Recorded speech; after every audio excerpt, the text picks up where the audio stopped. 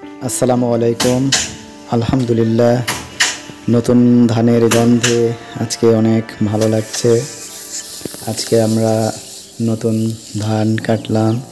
এই যে দেখতে পাচ্ছেন আমাদের জমিতে নতুন ধান কেটে সেগুলো রোদে শুকানোর জন্য ফেলে রাখা হয়েছিল।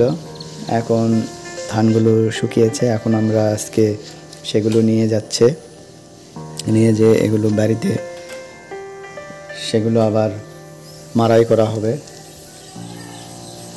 দেখতে পাচ্ছেন ধানের জমি। এখানে আমরা এখন এটা ধান তোলার পর এখানে সবজি চাষের জন্য এই জমি চাষ করব।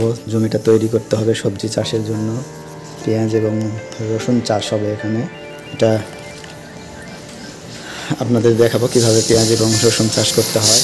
আজকে যে ধানগুলো প্রথমে আটি বাঁধার আগে আটি বেঁধে সেগুলোকে সকালবেলা যে শিশির জমেছিল আটির উপর এগুলো শুকানোর জন্য উল্টে দেওয়া হচ্ছে। তারপর এগুলো আবার নিয়ে যাওয়া হবে বাড়িতে। তো বন্ধুরা, প্রথম থেকে শেষ অবধি আমার সাথে থাকবেন। খুব সুন্দর একটি ভিডিও হতে চলেছে। গ্রামের অপরূপ সুন্দর একটি দৃশ্য এটি।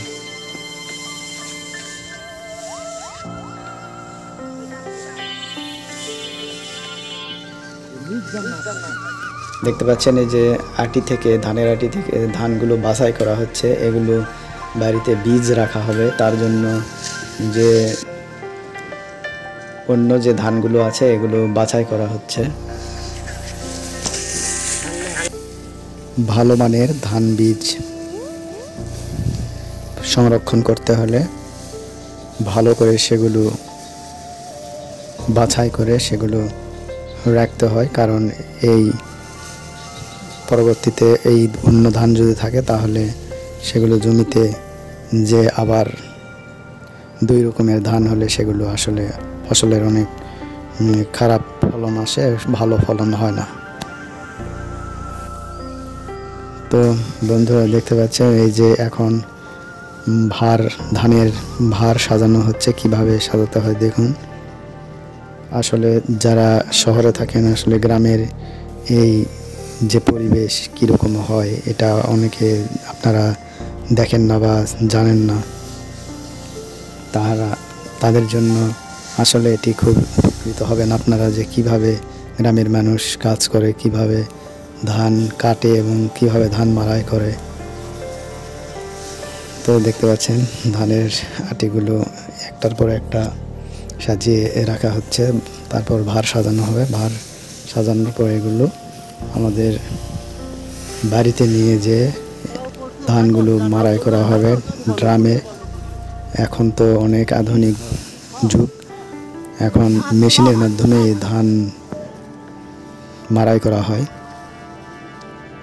তো আমি এই ভিডিওতে দেখাবো যে আগের মানুষ কিভাবে ধান হাতে মাড়াই করত।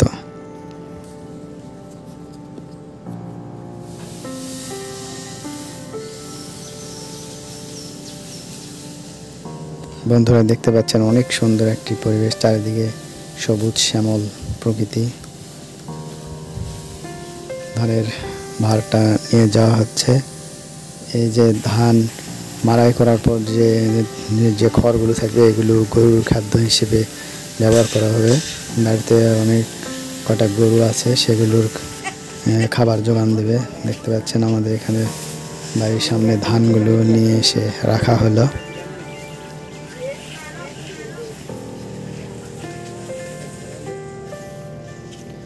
এখন দেখতে পাচ্ছেন এই যে ধান মাড়াইয়ের কাজ চলছে।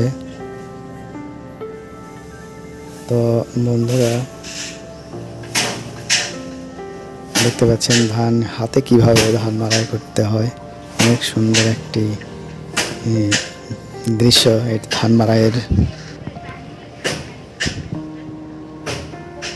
এই যে গরুর জন্য এই ধান থেকে যে খড়গুলো হবে, এই খড়গুলো গরুর খাদ্য হিসেবে আমরা ব্যবহার করব।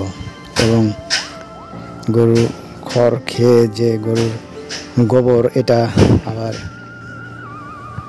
জৈব সার হিসেবে জমিতে প্রয়োগ করলে এটা অনেক ভালো, জমির উর্বরা শক্তি বৃদ্ধি পায় এবং ভালো ফসল ফলে।